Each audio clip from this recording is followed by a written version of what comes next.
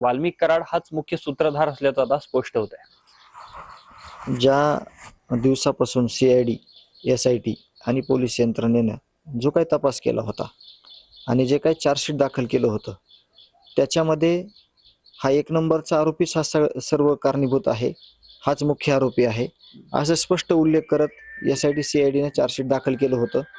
आणि त्याच अनुषंगानं एक नंबरचा आरोपी असल्यामुळं या सगळ्यांना योग्य ती फाशीची शिक्षा होणार हे नक्की या कोर्टाच्या निरीक्षणाहून निश्चित झालेलं आहे। ह्यांना एवढा मोठा जो आरोपी इतक्या मोठ्या प्रमाणात त्यानं दहशत केली होती, इतक्या मोठ्या प्रमाणामध्ये त्याची गुन्हेगारी होती, तर कुणाला त्या जे समर्थक होते त्याचे मुख्य आरोपीचे त्यांना कुणाला वाटतच नव्हतं की एवढ्या मोठ्या माणसावर कायद्याची काही जरब बसेल किंवा कायदा काही करू शकल।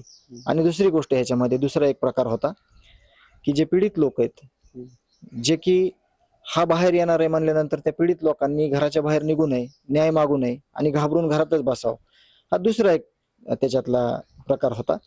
तर तसं कुठलीच गोष्ट होणार नाही आणि पीडित लोक बाहेर येऊ लागलेले आहेत, न्याय मागू लागलेले आहेत।